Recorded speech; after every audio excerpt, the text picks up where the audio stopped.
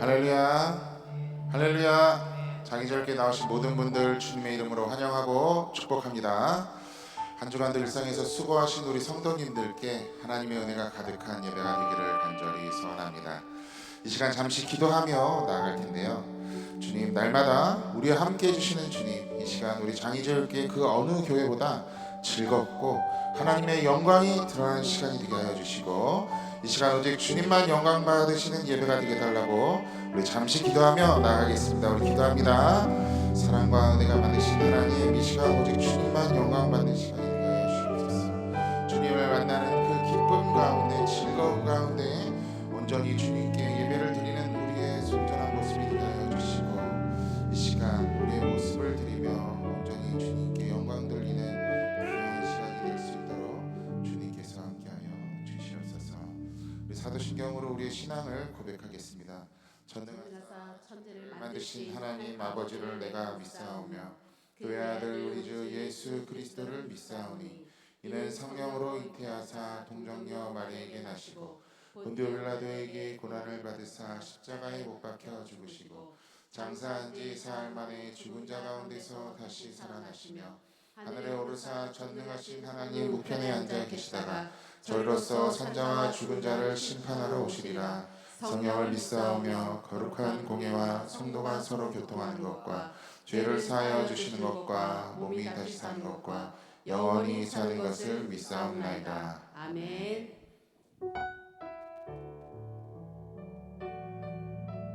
날마다 우리에게 평안을 허락하시는 주님을 이 시간 함께 찬양하겠습니다.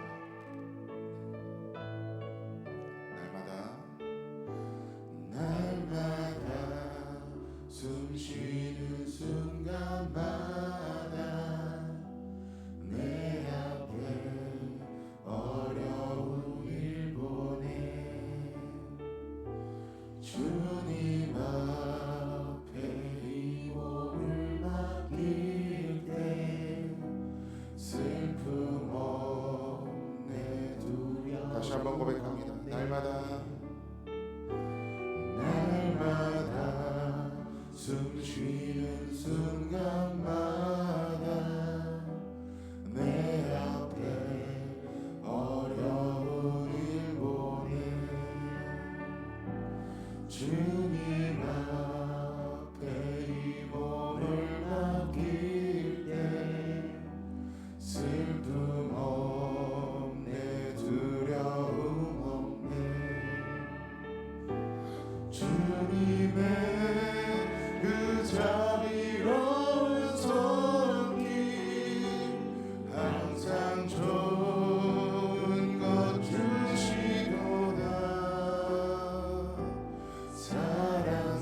사랑스레 아픔과 기쁨은 수고와 평화와 안식을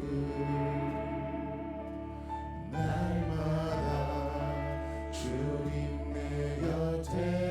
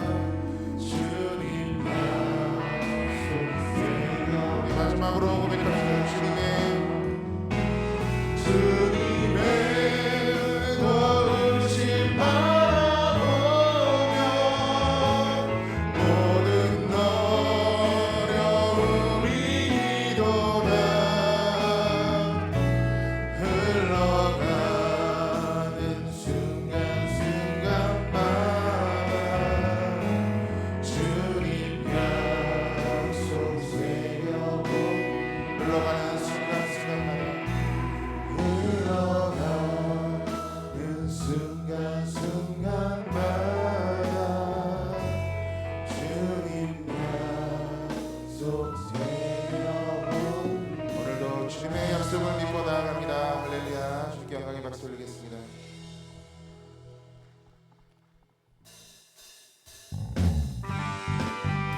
이 시간 하나님의 거룩한 성전 가운데 즐거움이 넘쳐나는 하나님의 집이 되게 하여 주시옵소서. 우리 이런 마음으로 함께 고백하겠습니다. 보아라 즐거운 우리 집 밝고도 거룩한 천국에 거룩한 백성들 거기서 영원히 영광에 살고 2절 고백합니다. 앞서간 우리의 친구들 광명한 그 집에 올라가 거룩한 주님의 보좌 찬미로 영원히 즐기네. 거기서 이쁘고 즐거운 집에서 거기서 영원히 영광에 살겠네. 시간 다시 한번 즐거운 마음으로 기쁜 마음으로 주님을 함께 찬양하며 나가겠습니다. 우리를 구하신 주님도 거룩한 그 집에 계시니 우리도 이 세상 떠날 때 주님과 영원히 살 거기서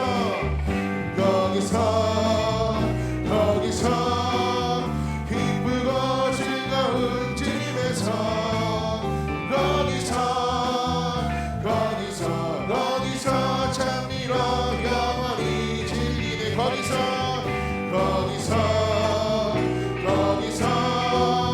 기쁘고 즐거운 집에서 거기서 찬미로 영원히 살겠네. 시간 다시 한번 우리의 기쁜 마음 가운데 임하시는 주님을 높이며 다시 한번 찬양하겠습니다. 우리의 일생이 끝나면 영원히 즐거운 곳에서 거룩한 아버지 모시고 기쁘게 즐겁게 살겠네. 거기서 기쁘고 즐거운 집에서 거기서 찬미로 영원히 즐기네. 거기서 기쁘고 즐거운 집에서 거기서 주님과 우리 마지막으로 고백하며 갑시다. 거기서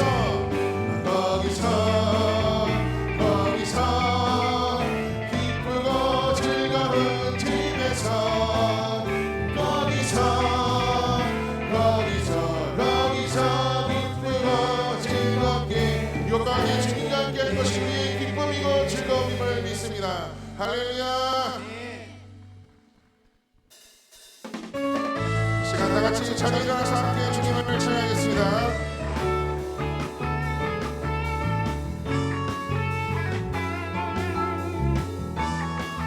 그들의 기쁨을 채워주시고 메마른 땅에 담비를 주시는 그 주님의 은혜를 이 시간 함께 고백합시다.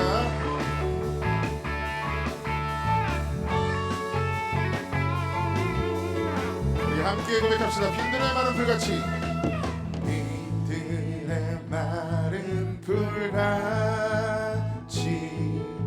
시들은 나의 영혼 주님의 허락한 성령 간절히 기다리네. 반가운 빗소리 들려 산천이 춤을 추네. 봄비로 내리는 성령 내게도 주옵소서. 함께 고백합시다. 감으로 메마른 땅에 단비를 내리시되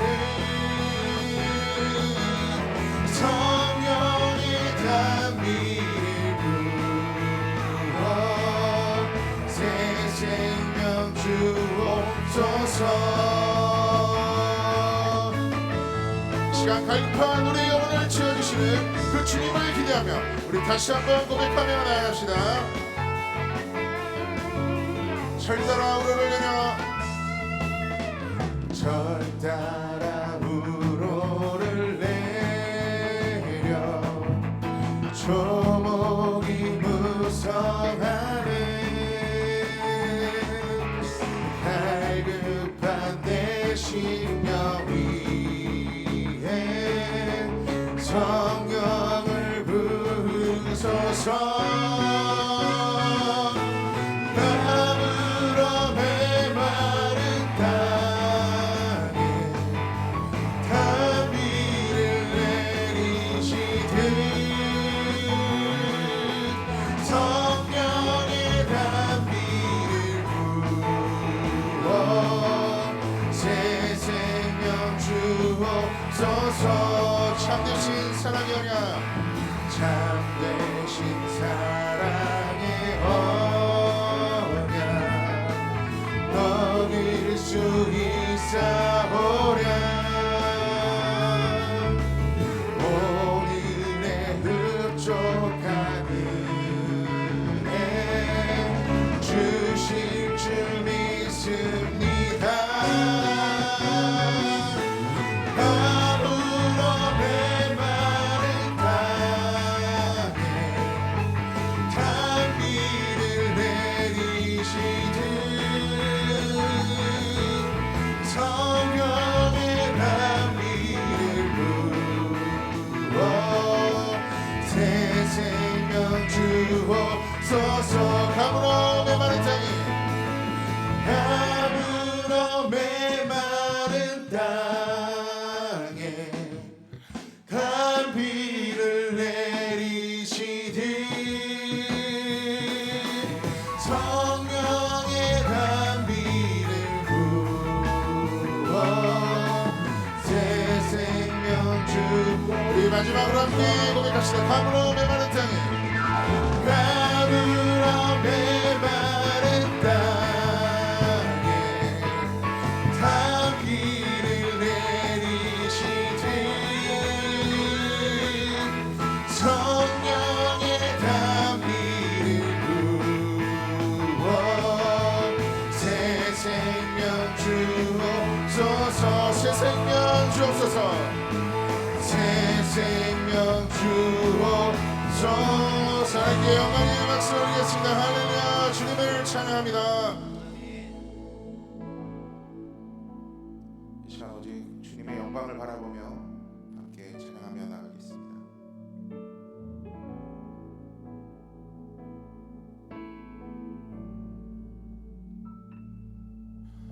주님 큰 영광 받으소서 홀로 찬양 받으소서 모든 이름 위에 뛰어난 그 이름 온 땅과 하늘이 다 찬양해 겸손하게 우리 무릎 꿇고 주 이름 앞에 영광 돌리세 모두 절하세 독생자 예수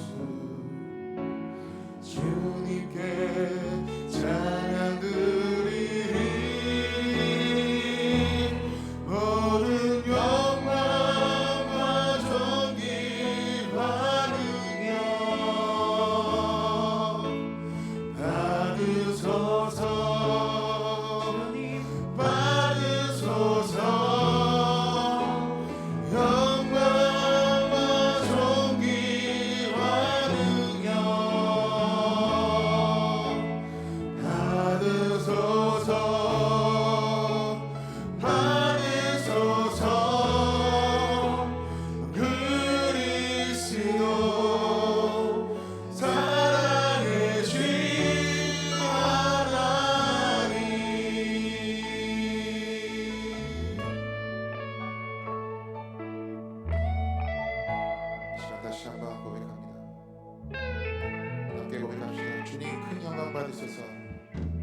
주님 큰 영광 받으소서. 홀로 찬양 받으소서.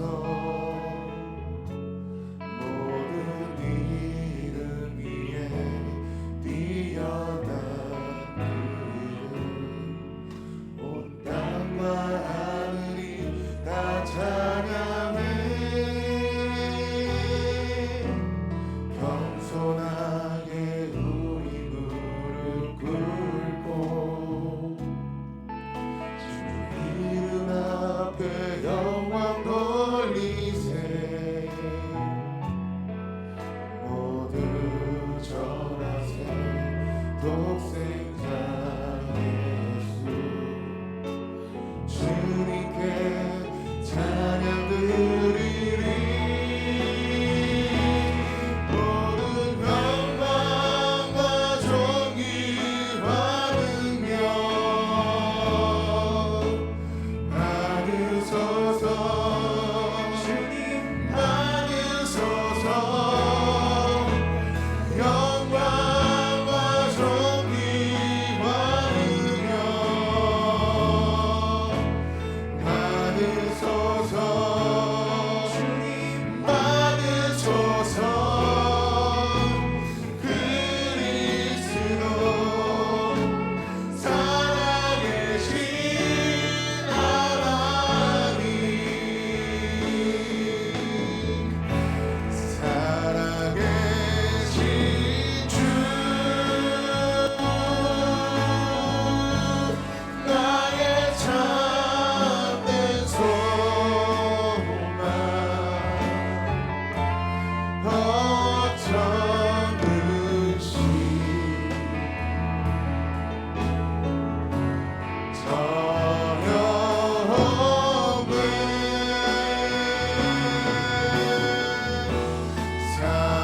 사랑의 주, 내가 갈 길이 노하니.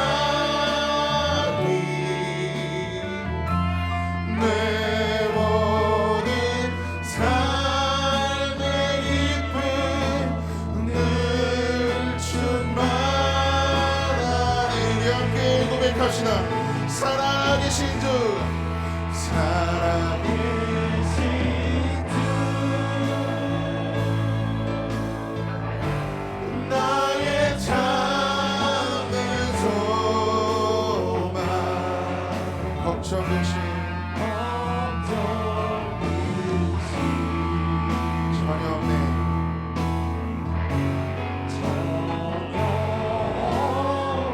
우리 함께 고백합시다. 사랑의 주님, 사랑의 주, 내가 갈 길이 노하니.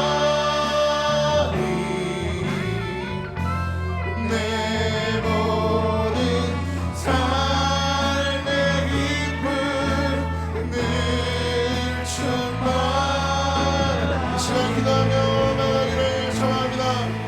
주님 말씀을 통해 이 시간 기쁨으로 충만하게 하소서. 주님 오직 이 시간 주님만으로 영광 받아 주시옵소서. 우리 주여 외치면서 함께 기도하겠습니다. 주여.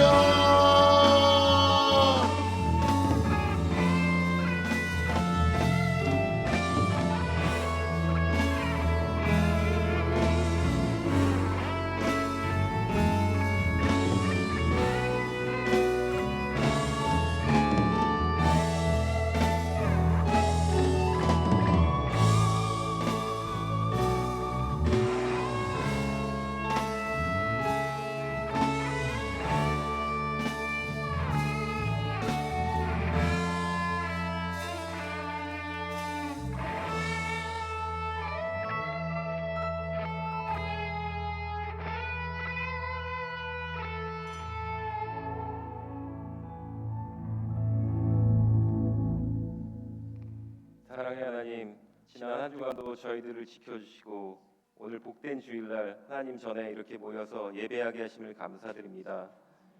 길고 길었던 추위도 어느덧 끝을 보이고 따뜻한 봄을 맞이하는 시기를 허락하심을 감사드립니다. 또한 사순절 기간을 허락하셔서 분주한 일상 속에서 저희의 삶을 돌아보게 하심을 감사드립니다. 우리를 위해 십자가에 지신 예수 그리스도의 고난을 깊이 묵상하는 절기이지만 우리의 삶은 여전히 분주하고 우리의 마음은 여전히 세상에 빼앗겨 있음을 고백합니다. 십자가의 은혜에 합당하게 살지 못했던 우리의 연약함을 용서하여 주시옵소서. 하나님 올 한 해도 저희에게 하나님의 일을 맡겨주시고 감당하게 하심을 감사드립니다. 한 해가 시작될 때 늘 감사하는 마음과 굳은 다짐으로 맡았지만 시간이 지나며 마음이 해이해져서 하나님께 충성되지 못하였음을 고백합니다. 또다시 허락하신 올 한 해의 일을 잘 감당할 수 있도록 힘과 용기를 더하여 주시옵소서. 또한 지금까지 몸과 마음을 아끼지 않고 헌신하시고 은퇴하시는 분들 하나님 칭찬하여 주시고 하나님 한없는 은혜를 더하여 주시옵소서. 자비로우신 하나님, 이 시간 질병과 부상으로 고통 중에 있는 성도님들을 위해 기도드립니다. 갑작스러운 부상과 질병으로 크게 낙심하고 있사오니 하나님 이들을 긍휼히 여겨 주시옵소서. 전능하신 주님의 능력을 더하사 허락하사 수술 부위가 빨리 아물고 부러졌던 뼈가 단단히 붙고 상한 심령이 회복되는 은혜를 허락하여 주시옵소서. 새학기를 맞은 자녀들과 새로운 일들을 시작하는 성도들이 있습니다. 이들의 마음을 담대하게 하여 주옵시고 새로운 환경에 잘 적응하게 하여 주옵시고 이들의 발걸음마다 하나님께서 함께하여 주시옵소서. 하나님, 다윗이 자신의 자손들이 계속해서 하나님을 잘 믿고 대대로 복을 받기를 원하여 끊임없이 기도하였을 때 그의 후손 중에 예수님께서 인간의 몸으로 태어나신 큰 복을 받은 것처럼 저희도 저희들 후대를 위해서 끊임없이 기도하게 하시고 이 교회에서 하나님의 수많은 일꾼들이 대대로 여호와의 복을 받으며 주님의 은혜 안에 살도록 함께하여 주시옵소서.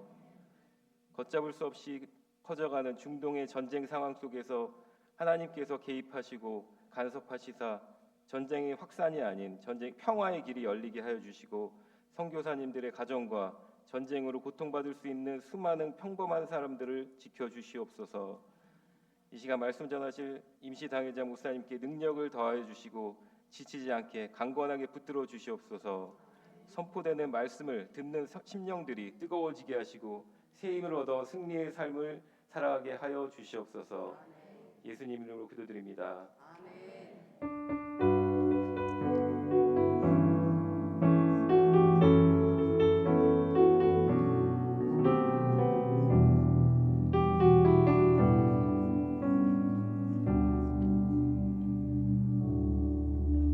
장인절께 예배 나오신 모든 분들 환영하고 축복합니다. 우리 서로 축복하는 시간 갖도록 하겠습니다.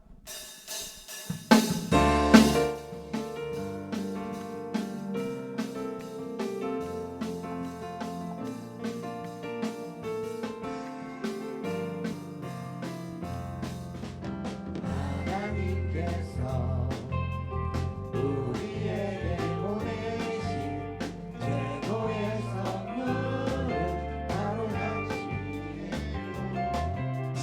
하나님께서 우리에게 보내신 최고의 선물은 바로 당신이에요. 축복해요. 당신을 축복해요. 하나님께서 주신 그 사랑으로 당신을 축복합니다. 축복해요. 당신을 축복해요. 하나님께서 주신 그 사랑으로 당신을 축복합니다. 박수 올리겠습니다. 오늘 함께 나눌 말씀은 디모데전서 1장 12절입니다. 디모데전서 1장 12절. 제가 가지고 있는 성경 신약 성경 337페이지에 나와 있습니다. 디모데전서 1장 12절입니다. 디모데전서 1장 12절 우리 한 절이므로 우리 함께 합독하겠습니다. 나를 능하게 하신 그리스도 예수 우리 주께 내가 감사함은 나를 충성되이 여겨 내게 직분을 맡기심이니. 아멘. 김기선 목사님께서 나를 충성되이 여겨라는 제목으로 말씀 나눠주시겠습니다.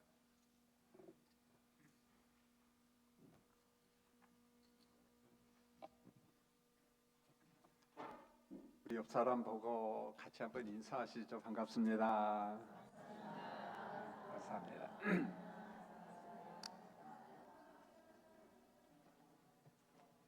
2026년도 좀 시간은 흘렀지만은 다음 주에 우리 당회에서는 이 직분자를 임명하려고 합니다. 뭐 특별한 임명이라기보다는 늘 봉사해왔던 교사, 찬양팀, 재직, 순장 이런 임명이 있기 때문에 오늘 거기에 맞추어서 말씀을 좀 준비했습니다. 나를 충성되이 여겨 이런 주제를 가지고 우리 성도님들과 말씀을 나누고 우리 삶에 적용하는 시간이 되었으면 합니다. 자, 그런 의미에 있어서 할렐루야 한 번만 더 할까요? 할렐루야. 감사합니다.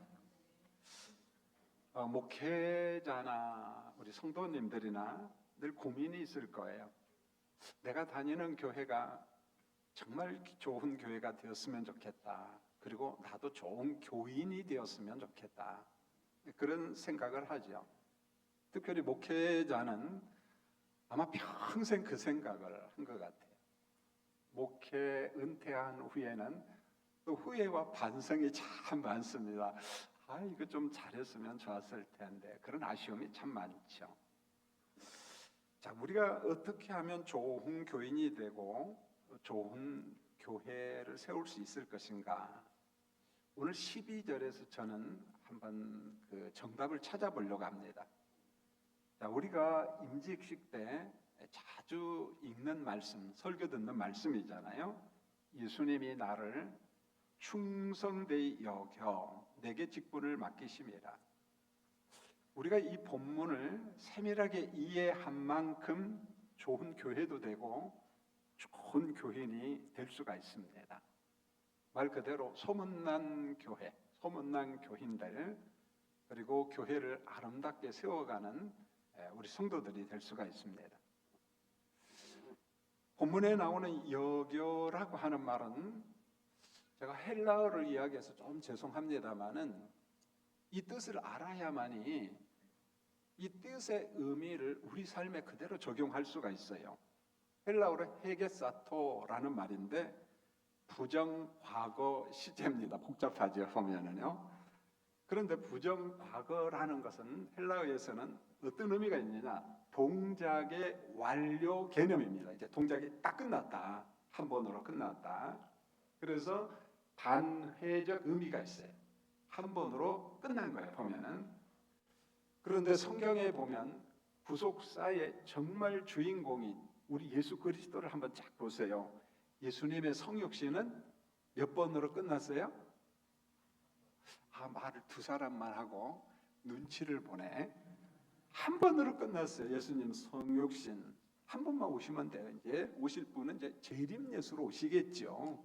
자, 두 번째로 성육신 하신 예수님은 십자가에 몇 번만 죽으면 되었어요? 한 번. 대속 죽음 한 번이면 끝났습니다. 그 다음에 부활도 몇 번? 한 번. 성령 강림 사건도 몇 번? 한 번이에요. 그래서 우리가 찬양을 할 때 성령이여 오시옵소서 찬양하는데 강림하신 성령이 또 강림하세요. 그런 말은 아니고 이 작가가 의도한 게 뭐냐면은 이미 우리 안에 임재하신 성령님 내 안에 충만하시옵소서, 내게 좀 은혜를 많이 부어주세요. 그런 간절함을 가지고 우리가 찬양하는 겁니다. 결국은 여기에서 말씀한 나를 충성되이 여겨라는 말은 이미 과거에, 왜냐하면 동작의 완료 개념이거든요. 이미 과거에 나를 충성된 사람으로 우리 하나님이 인정하시고 믿어주셨다, 그런 말이에요. 저는 이 말씀을 볼 때 황송하고 죄송하고 또 한편으로는 신비하고, 어떻게 하나님이 이 부족한 김 목사를 인정하시고 믿어주시고 야, 너 김 목사 목회하라 그랬을까, 뭐 이런 생각이 들어요 보면. 그리고 우리에게 직분을 맡겨주신 겁니다. 이게 선물이라는 말이잖아요. 맡김이라는 말을 잘 표현한 게 민수기 18장 7절에 보면은 하나님은 제사장 직분을 아론의 아들들에게 선물로 주셨다 이렇게 말했어요. 자, 하나님께서 아론의 아들들에게 뭘 선물로 주셨어요? 제사장 직분을 선물로 주셨다. 이것을 이제 확대 적용하려고 합니다. 확대 적용하면은, 자, 오늘 2부 예배 오신 성도님들, 우리 교회 우리가 장로님이 되셨고 권사님이고 안수 집사님이고 서리 집사님이고 찬양팀이고 주일학 교사고 모두 다 직분자잖아요. 그런데 이 직분을 주님이, 예수님이 우리에게 어떻게 하셨다고요? 맡겨 주셨다는 거예요. 선물이라는 겁니다. 하나님께서 이미 과거에 우리를 인정했다는 거예요. 그리고 맡겨주셨다는 것입니다. 우리가 교회에서 봉사하고 직분을 감당할 때 이게 정확하게 마음속에 개념 정리가 돼야 돼요. 아, 그래, 권사님, 장로님, 집사님, 교사, 찬양팀, 하나님께서 내게 선물로 주셨구나, 나를 인정하시고 맡겨주셨구나, 그걸 믿으셔야 됩니다. 할렐루야. 그래서 이 내가 맡은 직분에 대한 기쁨이 있는 것이고 사명이 있고 소명, 콜링, 날 그렇게 부르셨구나, 그런 자부심이 생기는 겁니다. 엄청난 자부심이죠. 제가 이제 목회자로서 딱 목회는 제가 40년 하고 이제 은퇴를 했는데요. 목회자로서 참 고민이 있어요. 이것은 제 고민만이 아니라 성도님들도 비슷할 겁니다. 우리 한국의 기독교인들, 교인들은요, 이렇게 물어보면 구원의 확신이 분명히 있는 것 같아요. 예수 믿으세요? 구원의 확신이 있어요? 물어보면 예, 난 구원의 확신이 있습니다. 이렇게 물어봐요. 자, 그럼에도 불구하고 우리가 살아가는 삶의 현장 속에서 기독교인들이 정말 구원받은 백성으로서 살아가느냐, 소금과 빛으로 바르게 살아가느냐, 이것은 제가 저를 보고 목회자들을 봐도 우리 성도들을 봐도 좀 미흡하지 않나, 그런 아쉬움이 참 많습니다. 보면은요, 이 원인이 뭘까 이런 생각이 들어요. 하나님께서, 그리스도께서 우리에게 주신 이 복음, 이 신칭이 의롭다 여김, 그런 말에 이 신칭이 100% 강조하고 그렇게 살아야 된다고 반복적으로 좀 강조를 해야 되는데 그러지 못했다는 겁니다. 보면은요. 그래서 우리는 종종 거북하지만은 지탄의 대상이 되고 비난을 받을 때 있고, 그럴 때마다 참 반박하기가 죄송하고 참 미안할 때가 많이 있습니다. 자, 그러면은 복음이 뭐냐는 거예요. 복음. 복음이 뭐냐?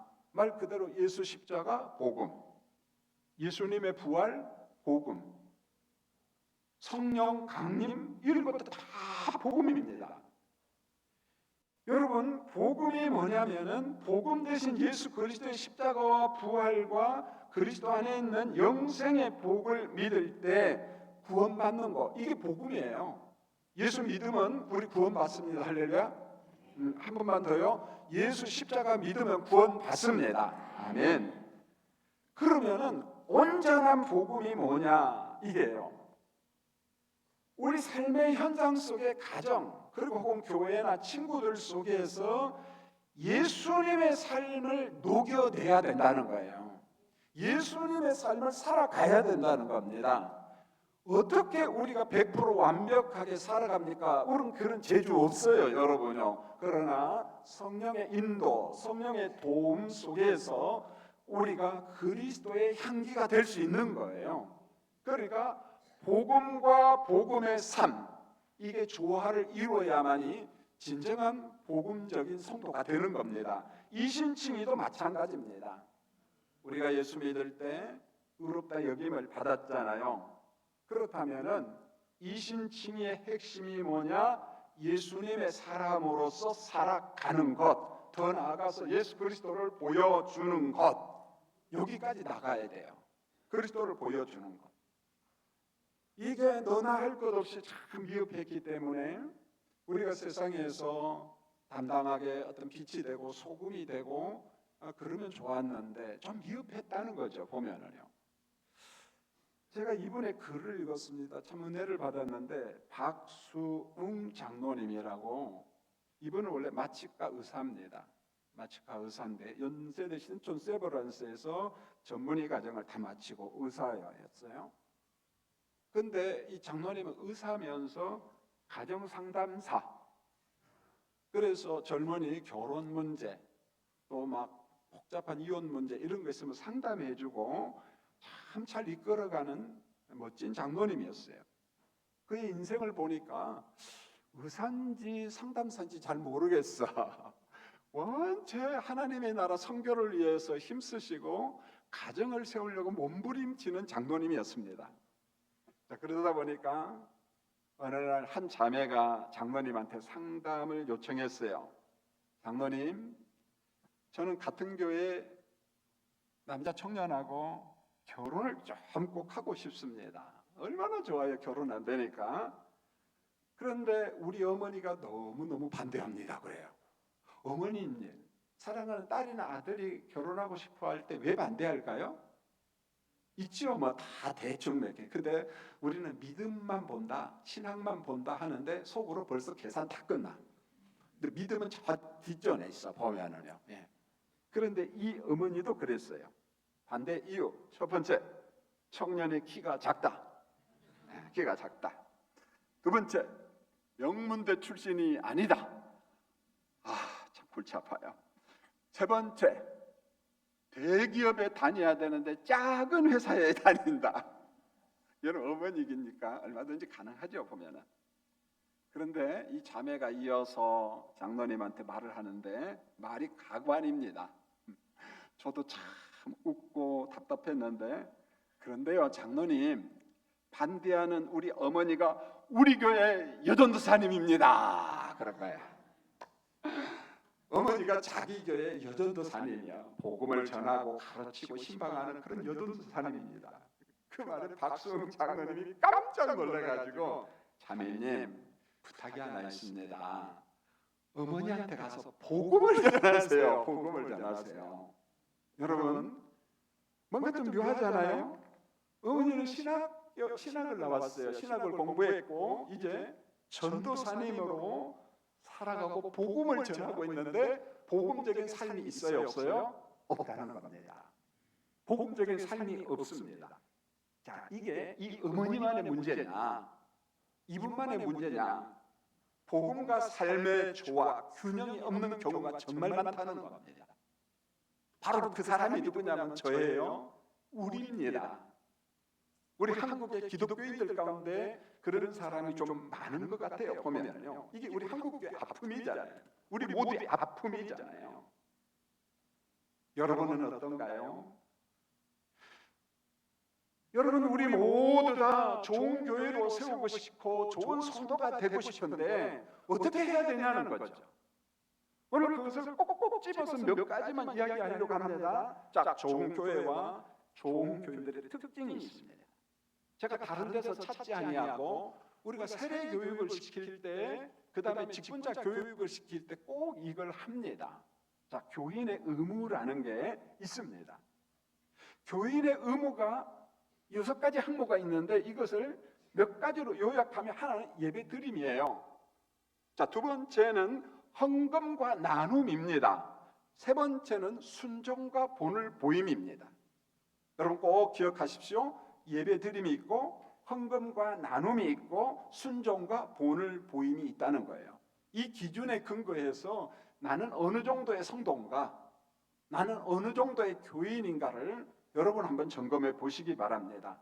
자, 좋은 교회, 좋은 성도의 의무가 하나 있는데 그게 뭐냐? 첫 번째, 예배 드림의 의무가 있어요. 지금 우리가 예배 드리는데 어떤 예배를 드리는가 여러분 체크하십시오. 보면은요, 여러분 예배란 뭘까? 저는 신학대학원 다닐 때 배웠어요. 예배학이라고 하는 게. 기억난 게 없어요. 어려웠다는 거예요. 너무 어려웠습니다. 그러나 저는 오랜 동안 목회를 하면서 예배가 정말 뭘까? 제 나름대로 생각을 했어요.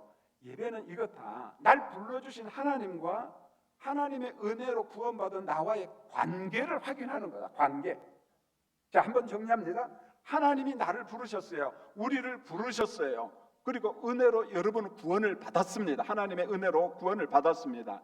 우리는 하나님의 은혜로 구원받은 아버지의 자녀들입니다.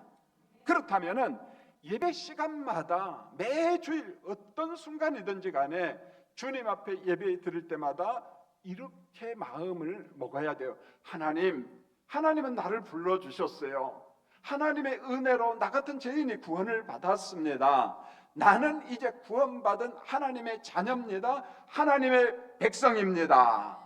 예배 시간마다 우리가 예배하는 하나님이 누구냐? 나의 아버지고 나는 누구냐? 내 예배를 받으시는 하나님의 자녀다. 부름받은 자녀다. 한번 따라하겠습니다. 하나님은 나의 아버지, 나는 하나님의 자녀. 예배 시간마다 항상 기억하세요. 나는 아버지 하나님을 경배하러 왔다. 찬양하러 왔다.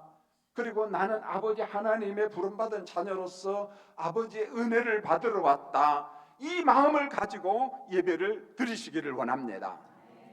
하나님과의 관계를 아는 사람들이 그러면 어떤 방식으로 예배를 드려야 되느냐? 요한복음 4장 24절에 보세요. 하나님은 영이시니 예배하는 자가 영과 진리로 예배할지라. 영과 진리로 예배하라. 이게 중언법이에요. 강조법이죠. 보면은요. 자, 하나님은 영으로 존재합니다. 어떤 형상으로 존재하지 않아요. 그래서 형상을 만드는 순간에 우상 숭배가 되는 겁니다.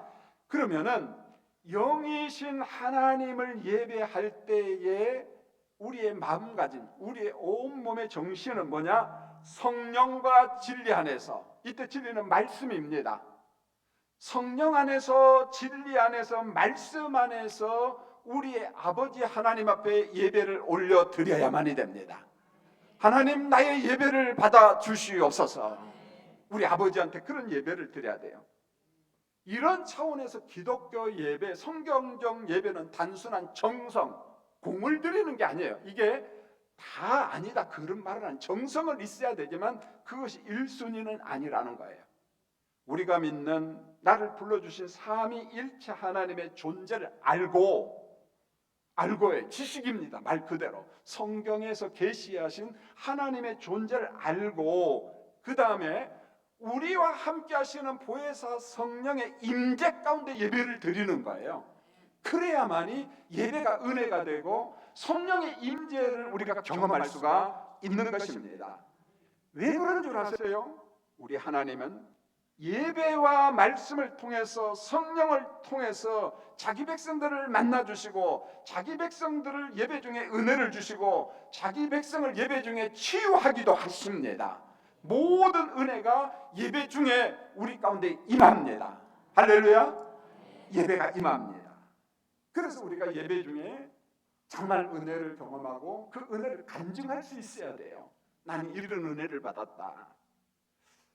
우리 딸이, 둘째가 딸인데 큰애는 이제 아들이고 지금 38살이에요. 얘가 5살 때 같아요.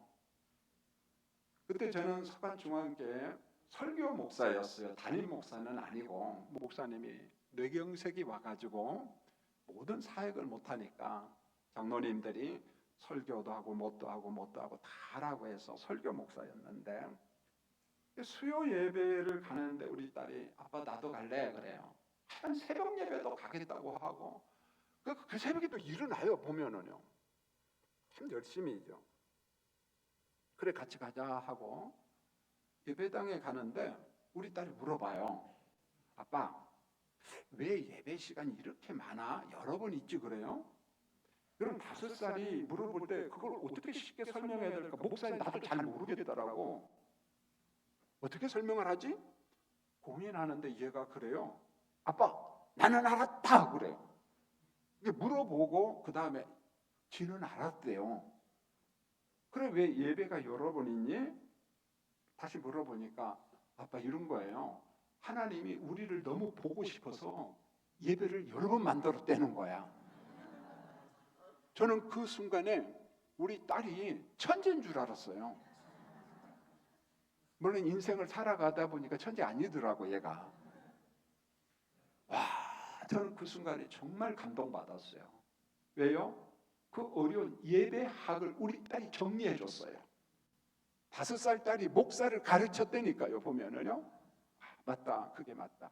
저는 그때부터 예배가 뭐냐 물어보면 관계 확인, 그 다음에 하나님이 보고 싶어서 예배를 많이 만들었다. 다른 이유 없어. 이렇게 설명하면은요, 사람들이 다 은혜를 받아. 다 은혜를 받습니다. 여러분 기억하십시오. 왜 하나님께서 이렇게 예배를 많이 만들고 하나님께 예배 드리는 것을 그렇게 좋아할까? 이거잖아요. 저 지옥 갈 흑암의 백성들을 예수 보혈로 건져내셨어요. 구원하셨습니다. 살려냈습니다. 그러니까 우리를 부르시고 우리를 구원하신 하나님께서 여러분들이 얼마나 보고 싶겠어요. 할렐루야. 얼마나 보고 싶겠어요, 여러분요. 그래서 예배를 많이 만들었다는 겁니다. 하나님이 여러분을 너무 보고 싶어서. 그런데 우리는 하나님 안 보고 싶어서 한 주 왔다가 그 다음 주는 또 결석했다가 그러잖아요. 보면은요. 여러분 부탁합니다. 그리고 저랑 약속하시죠. 평생 예배를 사랑하시고 예배 중에 하나님의 은혜를 경험하시고 치유도 경험하는 간증이 있는 성도들이 되기를 원합니다. 아멘. 다 했어요. 할렐루야. 두 번째로 좋은 교회와 좋은 교인의 특징이 있는데 헌금의 은혜를 헌금 생활을 다른대로 은혜롭게 잘합니다. 사실 지금 이 시간 저 목사님 또 헌금 이야기 하네 하는데 저도 좀 알아주세요. 헌금 이야기 진짜 하기 싫어합니다. 왜? 교인들한테 찍히거든요. 보면은. 그런데 헌금이 누가 하느냐? 하나님의 축복, 헌금의 은혜를 경험한 사람들이 그 기쁨 때문에 헌금하더라고요. 제가 우리 교인들을 보면서 그걸 알았어요. 누가 헌금하냐? 하나님의 은혜를 경험한 사람들이 그 기쁨 때문에, 감사 때문에 하나님께 예물을 드려야 돼요. 그런데 교인들이 또 질문하는 게 얼마나 헌금을 해야 됩니까? 그걸 물어보면서 이런 겁니다. 11조 하니까 10분의 1 우리가 수입의 10분의 1을 하는데 그 짜투리가 좀 있잖아요. 예를 들어서 35만 7,221원.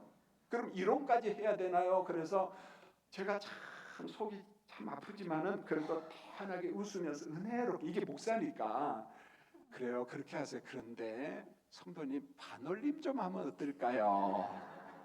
짜투리 좀 다 띄고 좀 올려라.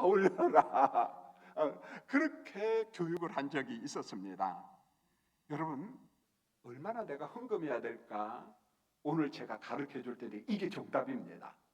그리고 제가 하자는 대로 하면은 김 목사도 물론 좋아하고 교인들도 도와주면 하나님께서 축포를 터뜨려요. 장의제일교회 성도님들을. 저는 목회하면서 레위기 1장에서 정답을 찾았어요. 레위기 1장은 번제물 드리는 종류가 쫙 나와요. 번제물이 다양하잖아요. 소의 은혜를 받은 사람은 소를 드려야, 이 사람 좀 부자인가 봐요. 그러니까 이 부자 성도는 소만큼의 큰 은혜를 받았으니까 제물도 번제물도 무엇만큼 드려라? 소만큼 드려라. 그 다음에 두 번째 보니까 양과 염소만큼 사는 사람, 그러니까 중간쯤 부자인 것 같아요. 그러면 양과 염소의 재정적 은혜를 받은 사람은 제물도 뭐 드려라? 양과 염소. 그러면 문제가 있대. 가난한 사람들은 어떻게 예물을 해야 되냐? 성경에는 빈손, 공수로 나오지 말아라 그랬거든요. 그런데 여기에 보니까 비둘기 은혜를 받은 사람은 무엇만큼만 드리면 돼요? 비둘기만큼만 드려. 여러분 진짜 똑똑하네. 이런 거 잘 아시네. 비둘기는 뭘 상징합니까? 부자입니까? 가난의 상징이에요. 예수님의 육신의 부모도 부자였어요? 정말 가난했어요? 가난했어요. 그래서 어린 방구 몇 마리? 2마리, 비둘기 2마리를 제물로 드렸다는 겁니다. 여러분 보세요. 우리 하나님께서 헌금 드림, 예물 드림에서 가장 기뻐하시고 원하는 게 뭔 줄 아세요? 형편대로 드리되 정직하게 드려라 이겁니다. 예, 정직하게 드려라. 눈치 체면이 아니라 하나님의 눈치를 보면서 하나님 앞에 정직하라, 그런 말입니다. 이런 거예요. 비둘기의 은혜밖에 못 받은 사람은 가난합니다. 절기를 지킬 때도 참 사람 눈치도 보이고 체면도 있어. 그러니까 막 고민하다가 어떻게 돈을 막 여기저기서 끌어서 좀 많이 했어요. 그러면은 교인들은 좋아할 수 있어요. 아, 저 사람 가난한데 믿음이 좋다 이렇게 말하지만은 정작 하나님은 그렇게 말해요, 안 해요? 안 합니다, 여러분요. 하나님은 정직하지 못한 사람의 예물을 안 받으셔요, 여러분요. 비둘기 은혜 받은 사람은 비둘기만큼만 정직하게 들으면 하나님이 다 흠양하셔요. 보면은 핵심이 뭔가 하냐면은 소의 은혜를 받은 사람은 소만큼, 양과 염소의 은혜를 받은 사람은 양과 염소만큼, 비둘기의 은혜를 받은 사람은 너무 가난하지만은 그래도 하나님 앞에 작은 정성을 들이며 하나님 이 예물을 바칩니다. 이 예물을 바칩니다. 그의 정직을 보시고 흠양하시는 우리 하나님이십니다. 헌금이 그런 거예요. 여러분 부담 없이 하나님이 내게 주신 은혜만큼 하나님께 감사함으로 예물 드리는 우리 장일 제일교회 성도님들이 되기를 원합니다. 여러분 기도도 거짓말하면 안 돼요. 헌금 예물도 거짓말하면 안 됩니다. 정직하게 그렇게 드리면 돼요. 세 번째로 좋은 교회와 좋은 성도의 특징이 뭐냐? 나눔과 섬김의 의무를 나름대로 잘 한다는 것입니다. 자, 이것은요 제가 예화를 하나 드는 게 좋을 것 같아요. 제가 석안중앙교회 목회할 때 그 전부터도 제가 안디옥 선교에 있으면서 여기를 종종 갔는데 지금 병원 이름을 어떻게 했는지 모르겠어요. 은평, 그때는 시립병원이었어요. 서부병원이니까 은평 시립병원인데 교렉병원이었습니다. 여러분 여기에 교렉 환자들은요 중증 환자들입니다. 서울역이나 이런 데서 참 폐결에 걸려가지고 어떻게 할 줄 모르는 사람을 시에서 다 글로 데려가서 거기서 치료를 해줬어요. 그래서 여러 교회들이 방문을 해서 그들을 섬겼습니다. 자, 저도 이제 우리 교회 청년들, 그 청년들이 벌써 나이가 참 많아요. 그래서 뭐 대학교 교수 뭐 이런 나름대로 수준이 높아요. 거의 뭐 50대 중반, 뭐 60대 된 사람도 있고요. 그 청년들을 데리고 제가 이제 결핵병원에 갔습니다. 문을 딱 여니까 우리 청년들이 뒤로 자꾸 물러가는 거야. 야, 너 왜 물러가냐? 그러니까 목사님 혹시 결핵 옮기는 거 아니에요? 그래서 절대 안 옮겨. 야, 이 신방화 갖고 이게 뭐냐 도대체. 괜찮아, 안 옮겨. 걱정하지 마. 목사님이 여러 번 왔다 갔다 했기 때문에 걱정 말아라. 그래서 이제 자꾸 물러나는 형제 자매들을 모아서 이제 복음을 전하고 그들을 좀 사랑하려고 하는데 이 김봉자 씨라는 분이 소리를 버럭 지르는 거예요. 뭐냐면은 말만 하는 예수쟁이는 나가 그러는 거야. 아이고 깜짝 놀래가지고 너무너무 싫다는 거예요. 예수쟁이 자기는 오해가 있구나. 그렇지 않겠습니까? 교회에 대한 오해, 예수 믿는 사람에 대한 오해가 가득 찬 김봉자 씨를 설득을 했습니다. 잘 설득하고 그때 그분들이 필요한 게 뭔가를 저는 알거든요. 계속 가니까 그분들이 제일 좋아하는 게 결핵 환자들 한 34kg, 36kg밖에 안 돼요. 한 45kg 되면 다시 치료가 들어갑니다. 그래서 이분들이 제일 좋아하는 게 게소주더라고. 이게 옛날에는 뭐였습니까? 보양식이었잖아요. 게에다가 여러 가지 한약재를 넣어가지고 만든 겁니다. 그러면 몸이 좀 체력이 보강이 되면은 수술도 하고 또 치료를 들어갑니다. 그 다음에 두 번째로 좋아하는 게 뭐냐면 타리비드 약이에요. 이 타리비드 약이 뭐냐면은 결핵 환자들의 병을 고치는 항생제입니다. 그런데 이때 무지무지장하게 비싸요. 정말 오래전 약인데요. 조그마한 병 하나가 18만 5천 원이었어요. 그래서 우리 청년들이 그걸 구비해가지고 과일이며 이런 걸 갖다 줬습니다. 자, 이분이 서서히 마음이 열렸어요. 감동을 받고 드디어 예수를 영접했습니다. 집사님이 되었습니다. 그런데 거기에서 제가 경험한 것은 중증 환자들이 살아서 병원 밖을 나가는 사람이 많지 않더라는 거예요. 거의 다 병실 아래층이 영안실인데 영안실로 다 가시더라고요. 김봉자 성도님, 이지 집사님, 막 이런 사람들이 다 갈 때 마음이 정말 아프죠, 보면은요. 그러나 이분은 병들었지만은 참 힘들게 고통스럽게 살았지만은 예수를 나의 구주로 영접하고 집사님으로 살다가 하나님의 부르심을 받았습니다. 여기에서 목회자의 책임이 뭔가, 성도의 책임이 뭔가, 교회의 책임이 뭔가, 이걸 저는 깨닫고 배웠습니다. 마태복음 5장 16절, 이론이 아니라 실제라는 거죠. 그들로 예수님 말씀합니다. 너희 착한 행실을 보고 하늘에 계신 너희 아버지께 영광을 돌리게 하라. 여기서 말씀한 착한 행실은 단순한 선행 몇 가지가 아니라 예수님이 말씀하신 8복의 삶입니다. 8가지 복의 삶을 살아라. 그리하면은 사람들이 여러분을 보고 하나님을 보고 하나님께 영광을 돌리는 사람이 될 것이다. 할렐루야. 우리는 하나님의 삶을, 하나님을 보여주는 사람들이라는 거예요. 사랑하는 성도님들, 정말 부탁드립니다.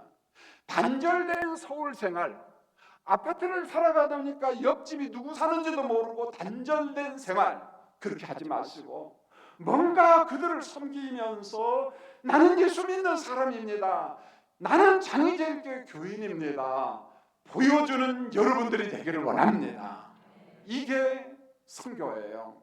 세 번째로 본을 보일 의무가 있는데 뭔가 누군가에게 본을 보여야 된다는 거예요.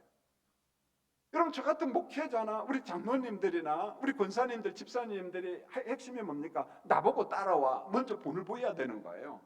말은 그렇게 많이 할 필요가 없습니다. 시간이 좀 걸려서 그렇지요. 봄은 따라옵니다. 봄은 따라옵니다. 여러분, 요나서 1장 2절로 3절에 보니까 요나야, 하나님의 음성이 들렸어요. 큰 성읍 니느웨로 가서 외쳐라. 하나님의 심판이 곧 임한다. 회개를 선포하라. 이 말을 듣고 선교사 요나는요, 곧바로 다시스로, 니느웨로 간 것이 아니라 하나님의 얼굴을 피해서 어디로 도망가요? 다시스로 가려고 배를 타고 떠나고 말았습니다. 여러분, 만약에 우리 모두가, 우리 교인들이 요나처럼 하나님의 얼굴을 피해서 헌신을 안 하고 도망간다고 생각해 보세요. 그 사람은 순종이 병든 사람이야. 순종이 병든 교회입니다. 그런 사람들은 좋은 교회가 될 수 있을까요? 좋은 교인이 될 수 있을까요? 안 됩니다. 아무리 여러분들이 교회 부흥과 성장, 하나님 우리 교회를 축복해 주시라고 외쳐도 내가 순종하지 않고 본을 보이지 아니하고 요나처럼 도망간다면, 순종을 회피한다면 그 교회는 좋은 교회, 그 교회는 좋은 교인이 될 수가 없습니다. 핵심은 뭐냐? 따라해 볼까요? 좋은 교회는 대가를 지불해야 된다. 대가를 지불해야만이 좋은 교회가 될 수가 있습니다. 제가 이분의 시를 소개하면서 여러분 한번 귀담아 들어보세요. 마음에 간직하세요. 우리 장의제일교회가 이렇게 되기를 원합니다. 대추 하나리라는 시가 있습니다. 황석주 시인이 있었는데 1954년 저 충청남도 논산 사람이었어요. 자, 제가 읽어드릴 테니까 감상 한번 해보세요. 적에 저절로 붉어질 리는 없다. 저 안에 태풍 몇 개, 저 안에 천둥 몇 개, 저 안에 벼락 몇 개, 적에 저 혼자 둥그러질 리는 없다. 저 안에 무설이 내리는 몇 밤, 저 안에 땡볕 두어 달, 저 안에 초승달 몇 날.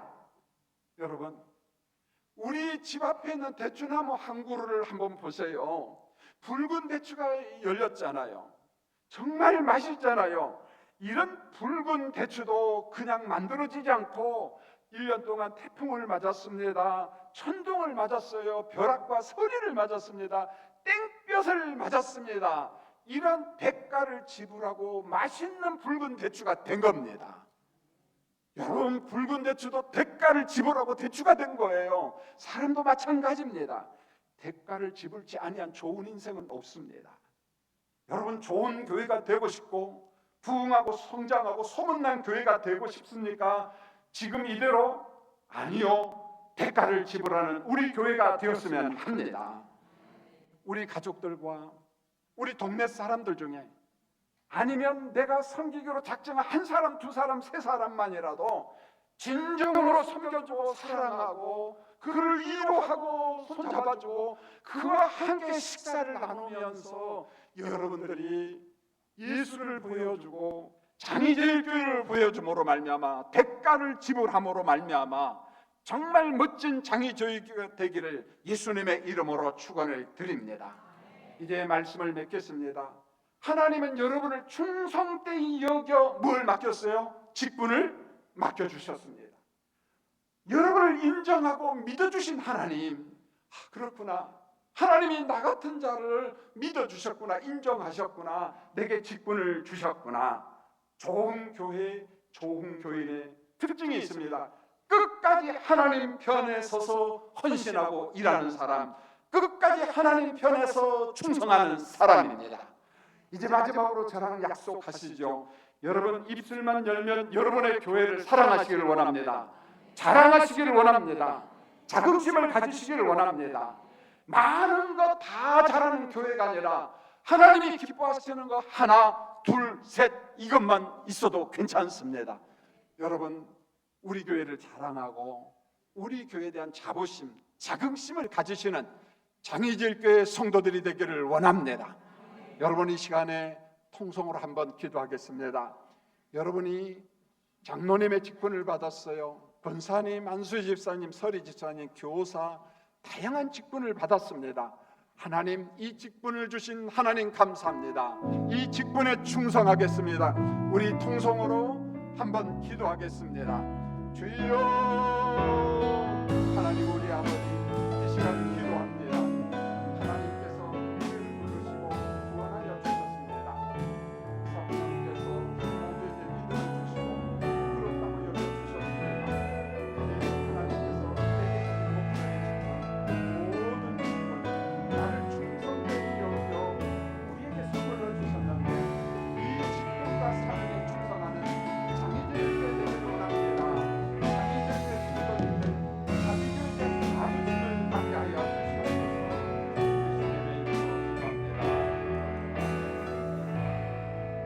기도합니다. 기도하겠습니다. 하나님, 오늘도 부족한 종이 입술을 열어 설교했습니다. 저의 설교는 참 미진하고 부족합니다.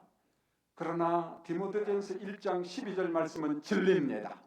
하나님이 우리 사랑하는 성도님들을 이미 아시고 인정하시고 직분을 맡겨주셨습니다. 이제는 이 직분을 가소평가하지 않게 하시고 하나님 앞에 감사함으로 충성하는 교인들 되기를 원합니다. 하나님, 장의제일교회 된 것 하나님의 작품입니다. 장의제일교회를 자랑하게 하시고 장의제일교회에 대한 자부심을 갖게 하여 주시옵소서. 우리 성도들의 마음에 성령의 기름을 부어 주시옵소서. 예수님의 이름으로 감사하며 기도합니다. 아멘. 시간, 헌금 시간 갖도록 하겠습니다. 우리 찬양하면서 헌금하겠습니다.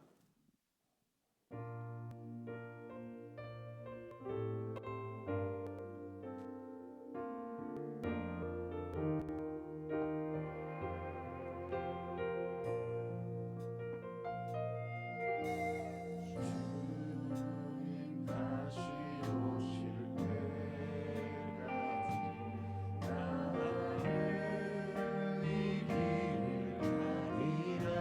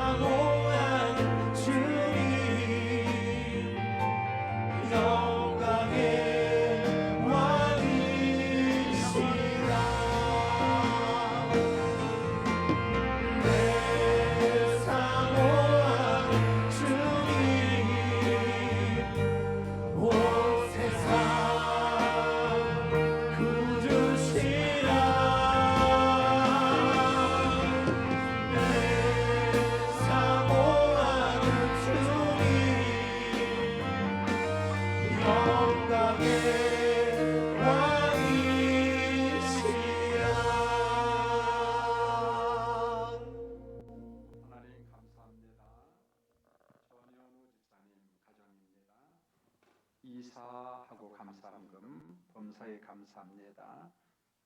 백승재 김진희 집사님 감사합니다. 강금자 집사님 감사한금 임정순 권사님 감사한금 김복희 권사님 감사한금 박기남 성도님 박금자 김명호 수술 잘 되게 해주심과 빠른 회복 감사합니다.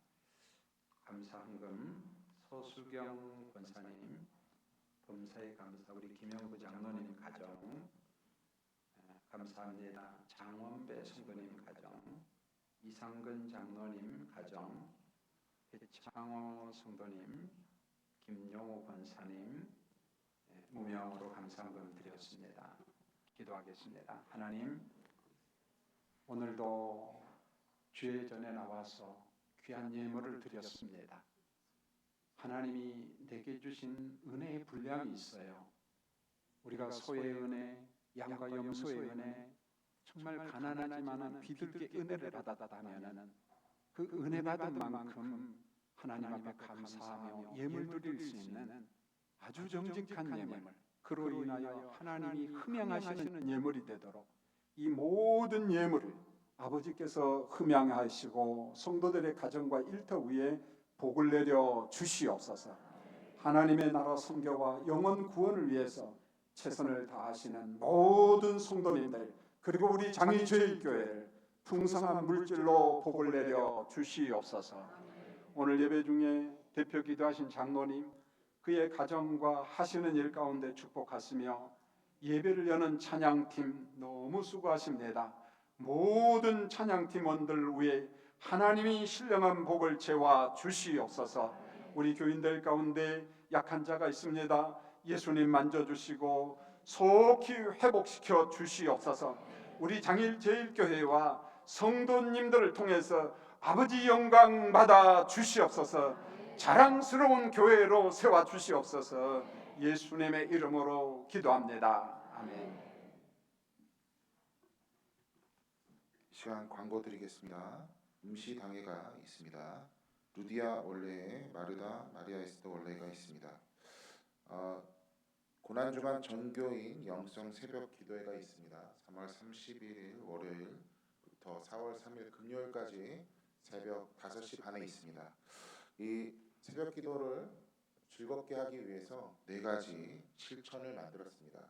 첫 번째 감사하기, 두 번째 카풀하기, 세 번째 5대 담임 목사님을 위해 기도하기, 네 번째 온 가족 출석하기입니다. 여러분 새벽 기도 함께 참석해 주셔서요 하나님께 주시는 이 새벽의 은혜를 함께 누리는 시간이 되기를 간절히 바랍니다. 이어서 부활절 새벽 예배도 있습니다. 그때도 함께 참석해 주시고 주일이지만 특별히 예배를 드리는 것이니까요.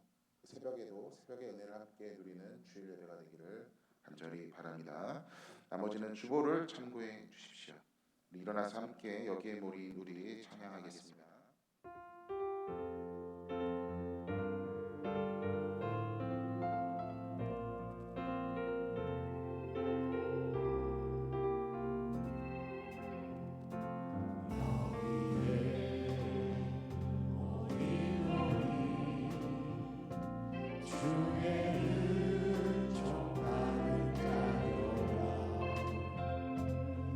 주께서 이 자리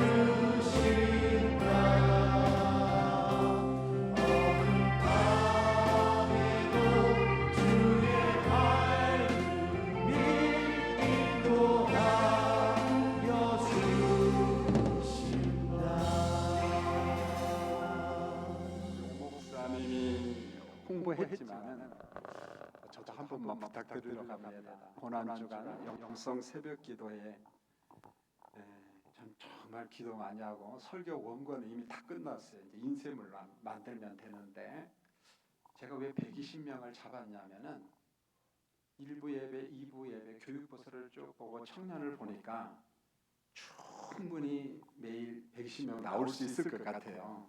그 믿음으로 120명 했어요. 그러니까 여러분들도 믿음으로 나오셔야 됩니다. 종을 위해서 많이 기도해 주시고 여러분 협조해 주시면 대단히 고맙겠습니다. 자, 옆 사람 한번 인사할까요? 사랑합니다. 사랑합니다. 감사합니다. 네. 기도하겠습니다.